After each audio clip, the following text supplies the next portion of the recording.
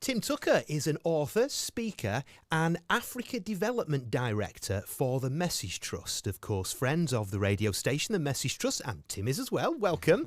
But in August 2016, Tim's life and whole family was devastated by the sudden death of his wife, Laura. Tim was left as a single parent to 3 young children. Since then, he's become somewhat of an expert when it comes to grief, and he tours the world to offer support and ministry to people who may be suffering. Hi Tim, great to have you with us. Gareth, great to be here. Now just tell us, so you've flown in, haven't you? Not just now, you have been in the UK for about a week or so. You've not stopped. You've been here, there and everywhere. So I live in Cape Town, South Africa, but I'm part of the Message Trust, and obviously we have our headquarters in Manchester. And so came in about a week ago. My family live in Birmingham, spent a couple of days down there. And then we've just had 3 days of kind of our annual, it's not quite a conference, it's a couple of days of prayer and vision casting. And then yesterday, a gathering of our global leaders. Now the message is on 4 continents, so it's really exciting. And so I'm here. And actually your studio over the road from where I lived as a teenager in Stalybridge. So it really is a bit of a pilgrimage for me. Do you ever lose that love for where you're brought up from? So you are a well-travelled man, aren't you? Yeah. Did you come through the doors here and think, wow, my childhood home? What a question. You know, I was driving from Ashton and drove past an old friend's house and then down past Stamford Park and coming in the old routes I used to walk as a scally back in the day, and then thinking about what Staley Vegas was like in the 90s before it was even called Staley Vegas, and then up the road I'd go and watch Stalybridge Celtic. Absolutely sentimental, absolutely. Yeah, you never lose that kind of formation, the place that formed us into who we are. Yeah, it's very funny because of course we broadcast nationally, so a lot of the places you mention I know and people listening will know as well, but other people will be going, what? And I wonder how many people are actually searching now of what these places are that you just mentioned. Yeah. But and you said you broadcast internationally, mate. I listen to you in Cape Town, so you have a global audience, don't you? I'll see that one. And you obviously hear us commenting about the weather and thinking, thank goodness I'm in Cape Town. Is that how it works? Yeah, something like that. Thought so. So let's go back to 2016. You were living in South Africa, a regular family, 3 young children, and then your wife Laura sadly died. Yeah. Pick it up from there. So I don't quite know how to ask about this. I'll be honest with you. What happened? Yeah, I mean the strap line I use is, "I'm certainly facing a future I didn't choose, didn't even imagine." And I mean, you call me a grief expert. It's not a title at all. I would want to, because who wants to be that? Who wants to have to go through something that is so unexpected? Laura we married in 2000. She was South African, I was British. I was a youth worker in South Africa and then did sports ministry for many years, and we had 3 children. And then and Laura had some health issues, but never anything life-threatening. And so, you know, June 2016, she had an episode. I was called by friends. She'd been at a friend's house. She was rushed to hospital. They did a whole barrage of tests, and she got the all clear. And then August 2016, my brother and his family were coming over from the UK. We had a long-awaited planned holiday with all the cousins, our kids all together, and going down the coast. And the day before we were due to go away, Laura had been feeling a little bit unwell again, some migraines, but she bravely made the journey. I think that was 15th of August. We went down to a beautiful coastal place, a Christian guest farm called Carmel, by one of my favorite beaches called Victoria Bay. And 16th of August, we were on the beach, middle of winter, but beautiful sunny day. You say the contrast. And Laura not feeling 100%, but watching the family enjoying themselves. We even had a walk along the promenade talking about the future. Next day, 17th of August, my brother and I went out to the shops to get some stuff for breakfast, came back. We thought we were just going to hit repeat, get back on the beach. My sister-in-law met me and said, Laura's had some kind of episode. She's in tremendous pain, headaches. And I said, let's just get her to hospital. That's what we had to do last time. By the time we got to hospital, the ambulance took too long to come, so we bundled her in the car. By the time we got to hospital, she had passed out. They took her into the emergency room, and right there and then, it was like I was on a set of, Casualty or ER or House, and everything's going on around you, because you could tell that there was a crisis, but they can't tell me what's going on at that moment in time. Eventually, the doctor came to me and said, "We think she's had an aneurysm in her brain." They said, "We need to airlift her to Cape Town. We can't treat it here. But we're just trying to stabilize her." We tried to stabilize her and had to resuscitate her because she crashed. And he said it's 50-50. It's touch and go. And right then you're like, it's beyond what anything you can imagine. And so, during the course of that day, the doctors were trying their best, but it became increasingly apparent that, barring a miracle, Laura was not going to recover. I had to go home later that night. They said, just go home, get some rest, and tell my children, what was happening. 2:00 in the morning, they phoned me back, went back to the hospital, and they said to me, "You just need to prepare by the morning. The doctors will recommend switching off her life support machine, because she was beyond the point of any form of recovery." And I was there that night. And as a Christian, I said one simple prayer. I'd been a believer in God since a child, and I said, "Man, God, everything I've believed since childhood, it better be true. I need it to be true that somehow I can't get through this. But I just need the help and strength that only you can give." And I guess that was the start of a journey that I never really imagined from that time on. And you had to have that conversation with your children that no parent should ever have to do, where you say that your mum is not here anymore. Yeah. What was that like? I think kids are incredible. Obviously, they were aware of the seriousness in the morning. And so, they were the ones who actually asked the question, how serious. My eldest was 12, 13, turning 13, 11, and the youngest was 8.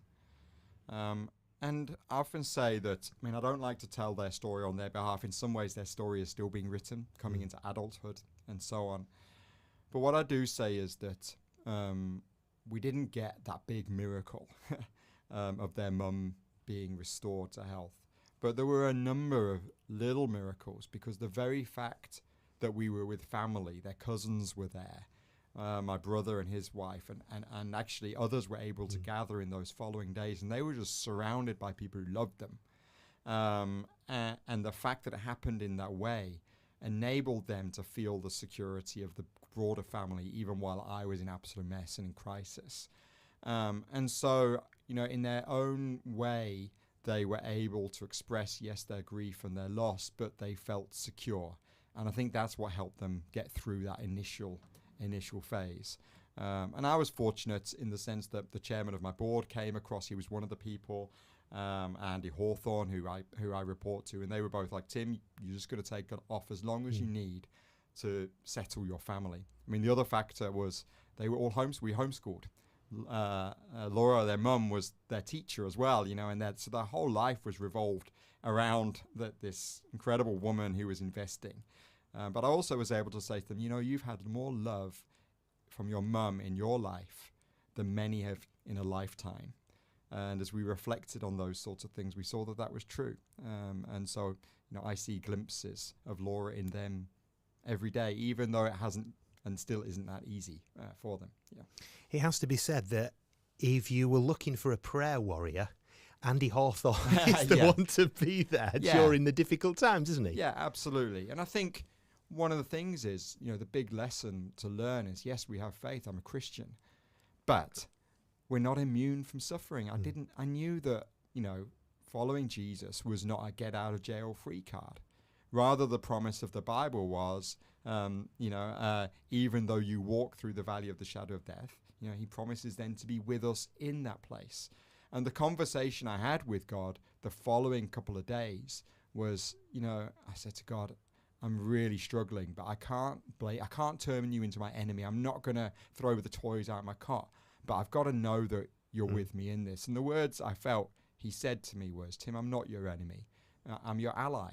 I felt that God said, I hate death as well. This was never his intent for his humanity, for a 38-year-old mother of 3 to die in the prime of life. That was never his intent. and yet we live in a world where that does happen. And so the question is how then do we respond in that place of pain, where the rubber hits the road in terms of our faith? And I felt God say to me, I'm your ally. I'm the one who's going to stand shoulder to shoulder with you. We'll get through this together. We've got the same enemy, Tim. That enemy is called death. This wasn't his intention. And so if we stand shoulder to shoulder, we can get through that together. So that, I think, was, certainly in those early stages, just something I was able to hold on to. That was my next question, if you blame God for this, because I know people who were really strong in their faith, and something terrible happened, and that faith went. Yeah. And if you speak to them, they say, because I don't believe that a God who loved me so much would allow that to happen. Yeah. How would you respond to that? It's a great question. I think what I did feel, obviously there was anger, but I also said to God, I'm jealous. I said, I do believe in heaven. I believe that Laura was a Christian, and I believed that she was at that moment then in heaven, and with God. And that was the faith that I had. But I said, God, I always knew that actually Laura loved you and obeyed you more than me. That's what's she had such a strong faith, and she loved Jesus more than she loved me. But I said, I wanted another 50 years, and so you've kind of taken this from me at the prime, but so I'm jealous in that sense. And I felt that it's almost a funny thing now. It's almost, I felt like God smiled at that and said, I get it, Tim, But at the same time, it's not like he was, like I said, celebrating, oh yes, I've got Laura. And, actually that was not, so I felt this incredible sense of we were in the same battle and that he was my strong support that I needed. If I didn't have, and looking back now, 8 years later, if I didn't have that faith, I really don't know where I'd be. And I think the danger as Christians is we go into two equal and opposite situations. The one is despair. It is possible to fall into despair. And I think the problem with despair is you lose hope. And I think that's when we begin to get our faith we question our faith, we question the goodness of God. And we can lose sight of some of the truth of scriptures, where really the promises of God still stand. So even though we're not immune, there is the promise that he is with us. He does not leave us nor forsake us. And sometimes we have to hold on to those promises. But that doesn't mean we're not sad. And so I had incredible sadness. I cried more than I've ever cried. There was a deep sadness within me. And yet, because I was able to bring that sadness in some ways to God, I struggled to go to church, I struggled to read my Bible, I went through all that stuff. But I didn't lose sight of the fact that I still believed God would bring me through it in some way, in his way. I had no idea what that would look like, but I just had to hold on to that. So a friend of mine said to me, he trusts you to still be faithful even in this time of pain. The opposite response that some Christians have is like they become super spiritual Iron Men. Inside they're falling apart and they're pretty messed up people, but they put on this suit of armor on the outside and they think they're kind of some kind of supernatural spiritual superhero that nothing can touch them and they're kind of untouchable from pain. And I think actually that's just as bad. By kind of going out there and say, oh, praise God, even I can overcome all things through him who strengthens me. And we have all these biblical statements that we make, but inside we're falling apart and eventually our souls will crumble. So we've got to hold that balance between holding on to the faith and the truth that we have, that Jesus is with us. He is the one who promised to never leave us nor forsake us. And yet the Bible is full of characters who bared their soul out to God, even in anger and pain. But because they brought that pain to God, that didn't become their permanent destination. Rather, it became an avenue through which they could experience what I would say is the miracle, and that is grace. Grace is the thing that gets us through. The grace is the thing that God says, doesn't matter what, it doesn't, it does matter, but in what you say, but in some ways it doesn't matter what you say, because he still loves us just the same. And he is prepared to strengthen us and support us. Because when we go through the the worst that life can throw at us, we can actually discover kind of some of the what some authors say, the kind of the multifaceted layers of grace that otherwise we never would have. And in the moments of in that moment of time, that's not necessarily that comforting, but over time you begin to see it and see, wow, okay, so there was that love of God holding me through this and holding my children and the greater family through this in ways that I could never have imagined. And then you begin to feel grateful.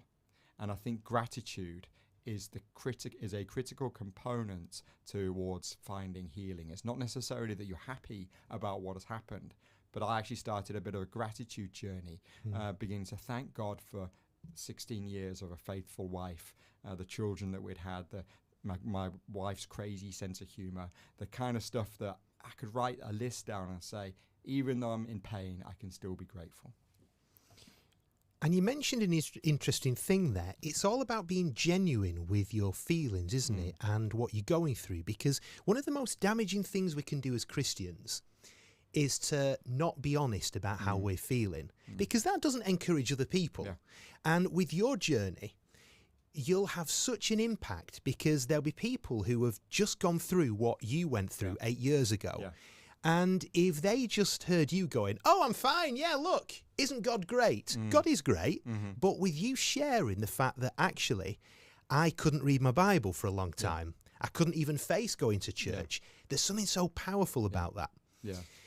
So I want to move on to where you are now. Now, you're married to Chrissy. Yeah. And you said that it's a shame that she isn't here now because you dabbled in a bit of radio together. So we don't know where that will lead to. But tell us how you met. So I mean, remarriage, again, one of those things you never anticipate. I reached a point, actually, I mean, fairly soon. I was like, my answer when people asked me about remarriage was, I had such a fulfilling marriage with Laura. I'm just leaving it in the Lord's hands. And then as what happens is suddenly you kind of get surprised and bam, you're floored. And that's kind of what happened. Floored by love. Yes, exactly. And you know, God redeems pain. I believe redemption is that he buys back our pain and he gives us something good. It's the story of the Bible. Read it from beginning, Genesis to Revelation. If you want to sum up what the story of the Bible is that God takes our pain and it's the miracle exchange that he will give us joy. And it looks different for everybody. There's no recipe for this. There's no kind of like, I can't give people the ABCs, but I do hope my story does inspire to say, whatever someone might be feeling right now, it is possible. You can survive, sometimes just by the skin of your teeth. You get this track record of just surviving, but in that process, you then suddenly realize, wow, okay, this week I'm feeling a little bit better than I did last month. And what is that? You know, and that is actually the process of healing that's going on. So I was floored by this, relationship with Christina. In my mid-40s, suddenly I'm behaving like a teenager again. Christina had never been married. She'd moved to South Africa and was actually working for the Message Trust in 2017. So this was the year after we'd lost Laura. But an interesting thing had happened. She had met Laura once when she was coming out to South Africa with her band. She was in the band 1224, which was part of the Message Trust. Is that Laura who was in the band? Christina. Christina okay. was in the band 1224, part of the Message, worked for the Message in the UK. Which, am I right that 1224...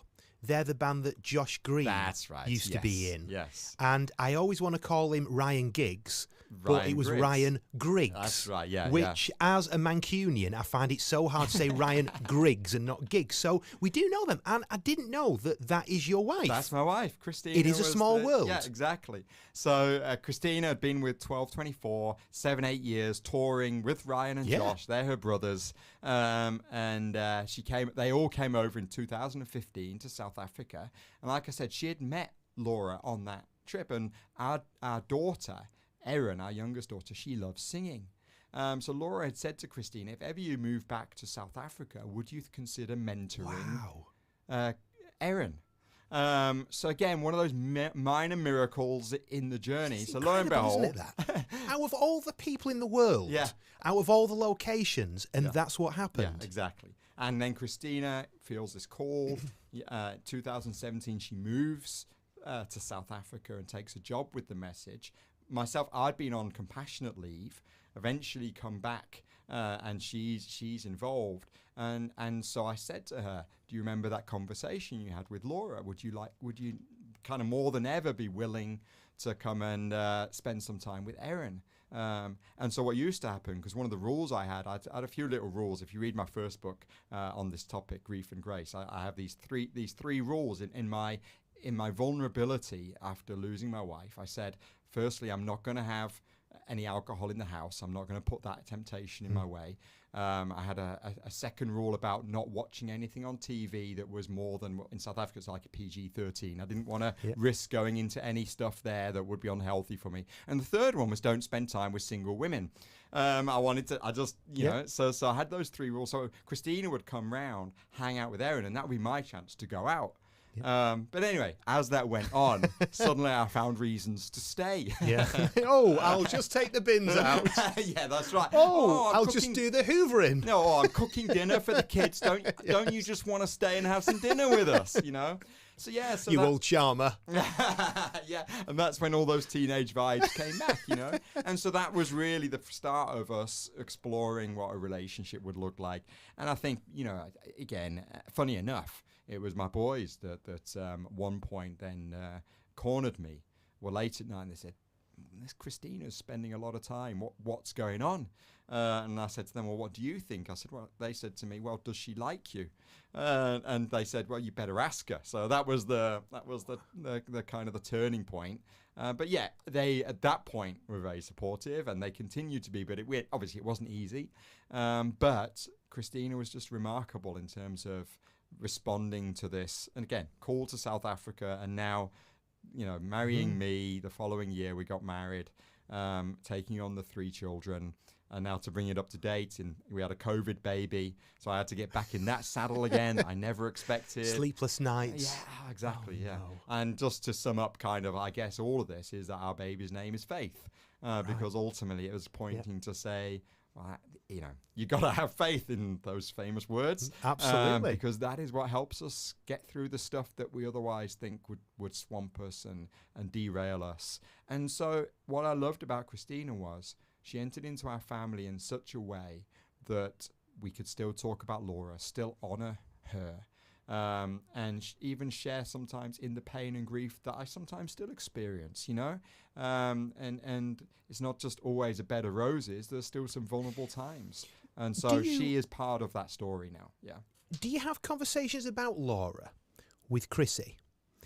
Or is that difficult? Because it's almost, in a way, I guess it's difficult for you because you've got what you could refer to as your old life, is that fair to say, and your new life, but you can't be expected just to forget about that one and go, right, I'm remarried, we've got a new baby, because you'll always have a place in your heart for that old life and Laura. How do you balance that? I think she's been, I think I've been taking my cues from her, and she's just been very humble in that, and like I said, accepted that I have that old life, I have those memories. And sometimes, there are memories I have now that are like anniversaries. I'm the only one who has those memories now because Laura's not there to share. So I sometimes will take, on our anniversaries, I'll take extra time out for myself, and Christina's given permission for that. But then on Laura's birthday, which is actually coming up, we always get to have pancakes as a family because that's something that Laura enjoyed. So we've created these moments, and Christina enters into that. And even with Faith now, we've started telling Faith about Auntie Laura, who was the mother of her brothers and sister. Wow. And so I find that that's been really healthy for us. I haven't ever felt unable to have a conversation or to bring some, or for the children to have that as well. But I think it is, again, there's no recipe. I think anyone involved in remarriage, whether that's after a divorce or a death or any kind of, a tragic situation, I think there's no recipe for that. But the thing is to talk about it, to find a compromise, find a middle ground that honors both parties in that. And if you can do that, and then sometimes you make a mistake or you overstep or you say something inappropriate, then there's great trust to give forgiveness. Because it can go either way, can't it? I mean, my friend lost his mum. We're going back about 20 years now. And his dad remarried. And the lady he remarried, they weren't allowed photos of his mum in the house. Conversations, they were really awkward to the point where it was almost like this elephant in the room. Yeah. And I think that's hard. I mean, I'm so glad it's not like that. And certainly, again, I think our Christian faith is really helpful in this because, and even our vows till death us do part, it's a very important point to say, so I went, the immediate crisis after Laura was died was my faith was we were one, and now I feel broken.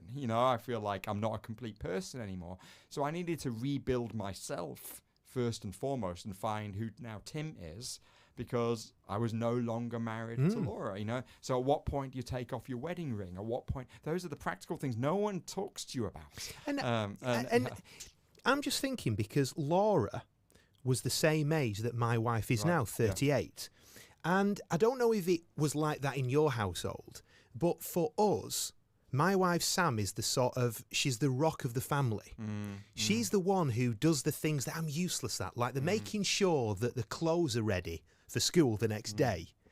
And if I think too long about the fact that if something happened to Sam, how I'd cope, my heart starts to break because she's so much of an anchor and a rock. So for you, it must have been awful. It was, and it was in that ways. She was very much the maternal figure, like I said, homeschooling, and so I had to learn to be different. It was a re-education, and I had joked with the kids once a few months after. I said, sometimes it feels like I'm being more mum than dad, and sometimes it feels like I'm being more dad than mum. So we need to come up with a new name. And we realised, well, actually, I'm just being damn mad. Excellent. When I'm more dad than mum, or when I'm more mum than dad. Excellent. But it's nice that as a family, you can talk about these things and joke about it because, your wife, Chrissy, will never want to be or want to replace Laura. But she, I guess, is the woman in the house now who sort of takes that mothering instinct type thing with the whole family. I think being a stepmom is a hard calling. I'm not going to deny it. That's, it is tough because you don't know, you're always working on where the boundary is. And again, like I don't want to talk on the kids' behalf. I don't talk on Chrissy's behalf in that sense. So it's a very brave calling. What I would say about remarriage, though, is for me, it's not been a comparison at all. It's a whole new adventure. You actually, when you go to that level of intimacy with a person, you just realize how unique God has made everybody.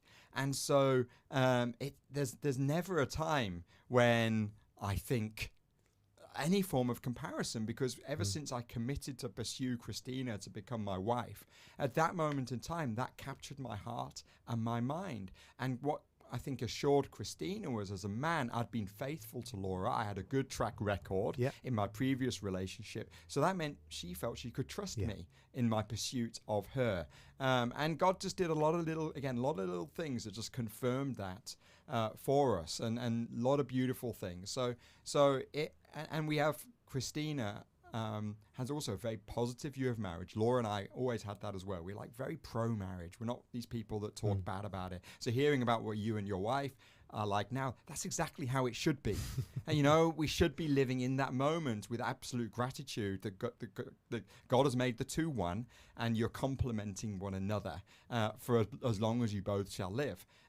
Yet at the same time, it's remarkable what resilience we can have when it's required. Nothing can prepare you for that moment. But should it ever happen, there will be that depth of resilience. Why? Because of the investment of your wife has made into you all these years, has made you a better man. And that's what I had to realize. Man, I've had Laura's investment into my life has made me a better person. So I lived, in the 90s, we had those terrible bracelets. Well, maybe they're not so terrible, but the What Would Jesus Do bracelets. I changed it and had a what WWLD, what would Laura do? And because I could think about what she would have done in certain situations, I could just apply my mind and manage that. So those are the sorts of things that, unless you've walked the path, it's hard to really understand, except to say there are people like me who have come through on the other side to a certain extent, and we've experienced a richness. It's like we're the soldiers who've been on the front line, who've survived, who've got the scars to show it, but there's like a gravitas that can give others assurance to say that in the battle of life you can still come through standing, and not just standing, you can still be making positive ground. We'll talk about your new book in a minute, but I want to talk about the first one that you did. So this is called Grief and Grace. It's available in the regular places that you'll get your books. It is, although currently it's just on Amazon. It's sold out in the UK at the moment. So which is good. We're about to do a reprint. So on Kindle if you're looking for it. So this one is, I guess, the first 6 months after Laura passed. Yeah. How long did it take for you to feel that you're in a place to actually be able to even discuss this? Never mind share it with the general public. Yeah, great question. So I journaled extensively. I've always been a bit of a journaler. I'm not like a diary keeper. I don't do a Dear Diary every day. But whenever I feel there's something significant happening, or a Bible verse or something, I have journaled. So in that 6 months, I wrote a lot. I was processing my thoughts. And then even when I started sharing some of those thoughts with a few people, they said, one day this could be really helpful for other people to hear. So that kind of seed was sown. But I remember in about probably a year after Laura passed, I tried to sit down and write something and suddenly realized way too soon, couldn't do it.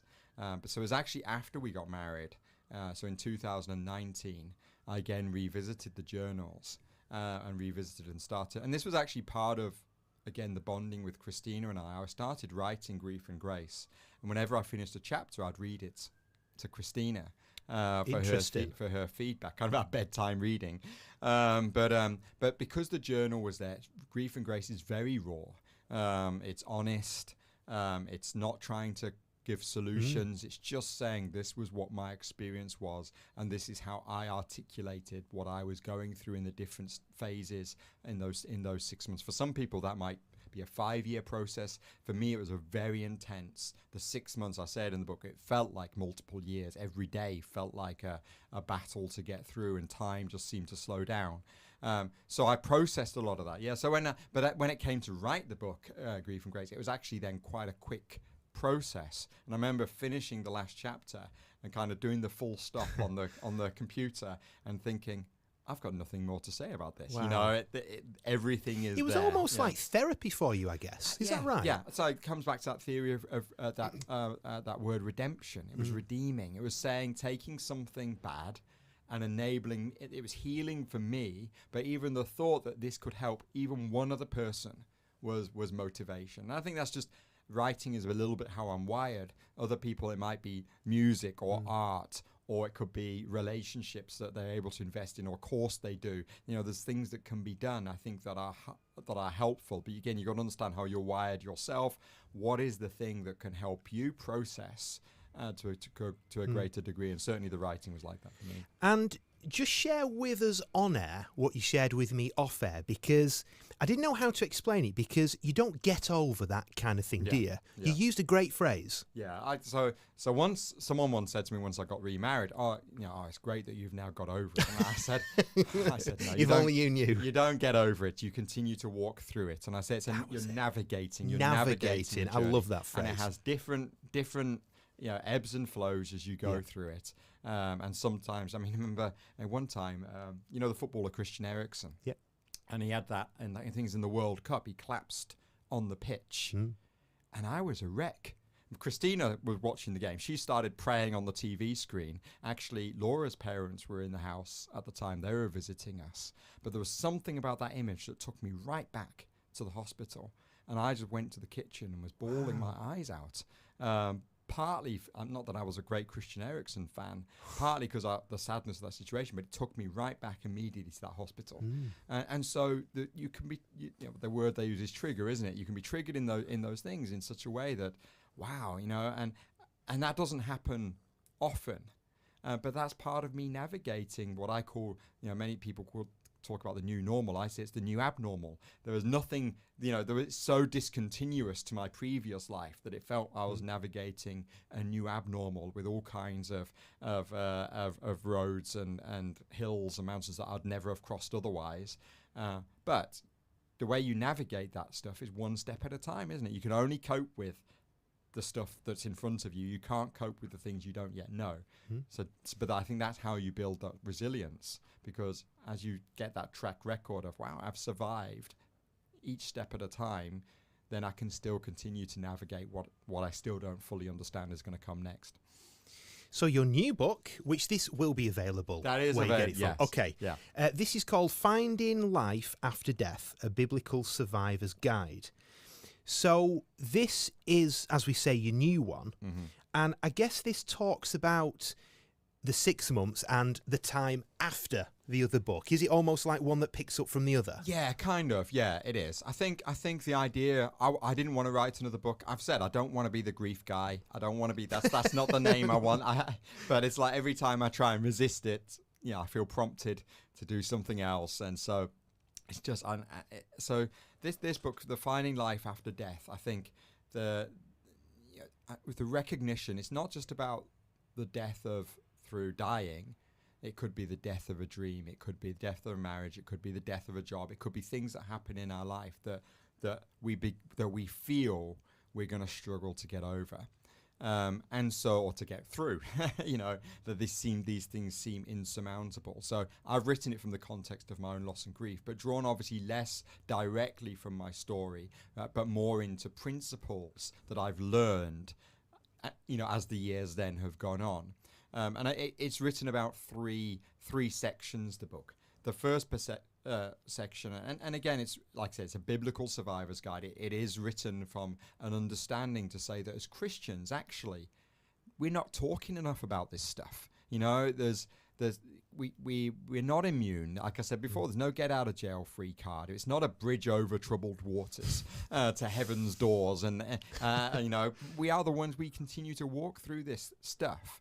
And yet we don't. Sometimes the only time you hear a sermon on death or dying is at a funeral. By then it's a bit late. We need to be preparing and building one another up, because in a world where people are struggling with the very concept of suffering, I think the Bible has a lot to say about it. So the book has 3 sections. The first section starts with perspective. What is a biblical perspective on this stuff?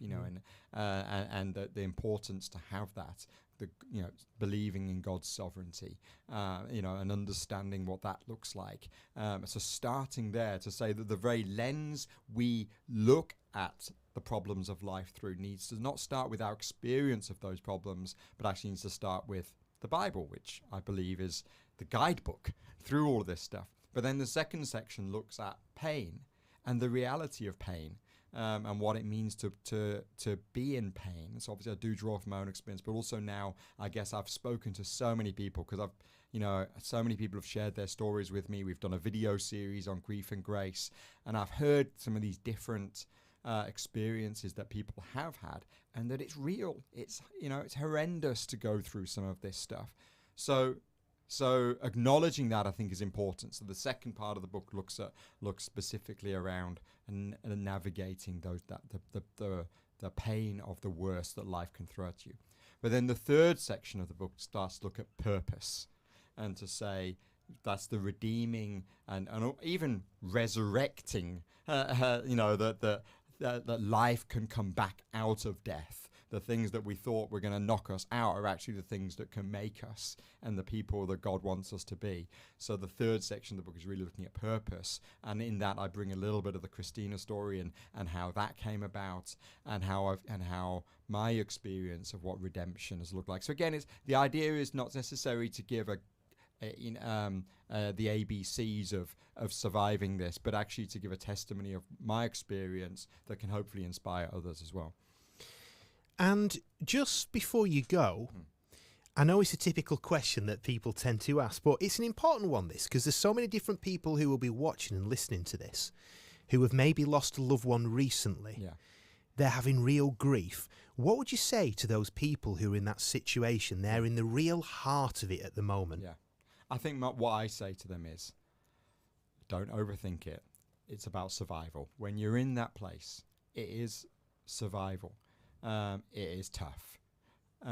But if you've listened to this radio show, and we've probably talked for more than the 20 minutes you said we were going to talk, you've survived the last half an hour. You've got through another half an hour. If you've got through this last half an hour of listening to the two of us, you can get through the next half an hour. Break it down like that, and that's how I got through it. Even a minute by minute, get that, because that's how you build resilience. And right now, if you're in that painful place, it is about surviving. It's about resilience. You can't make big decisions. They say that, but it's good advice. You can't. I thought of moving back to England with my kids from South Africa, but it would have been a mistake. But I did know I needed a holiday, so I just planned for that. I had something that helped me to motivate me. When I got on holiday, I think I cried the whole time because Laura wasn't there. But it was a mini victory.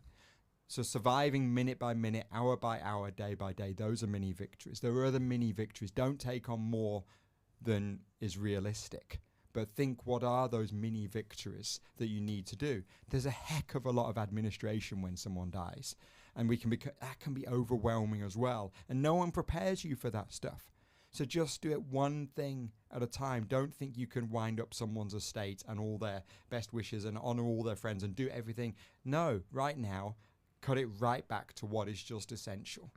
Get through the essential stuff.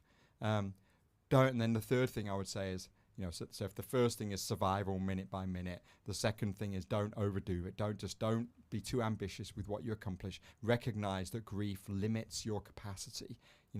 I think then the third thing I would say is don't neglect community. You need people around you.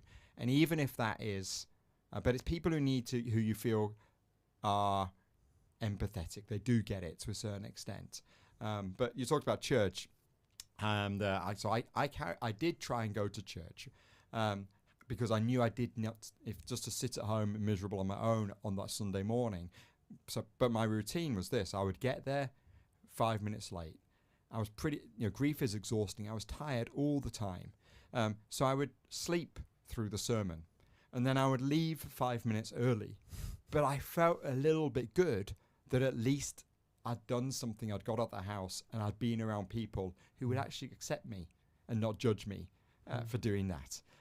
So what is the equivalent of that in terms of community? What is a safe space for you to take, not to have to leave your grief at the door, but take it in with you, and for people to just be able to say, allow you to navigate that, but don't cut off yourself from the people around you. So I think those are probably three things I'd immediately say that can just help in those moment by moments. I think maybe the fourth one is be very careful on social media, because I think that the world now is we're sharing so much sad news that can also compound our sense of loss, because we can begin to feel in despair.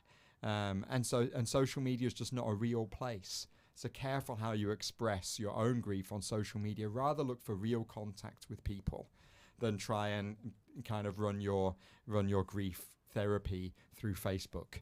That's not to say you have to cut off yourself, but don't just think about how you do those things in a way that is going to be healthy and helpful for you.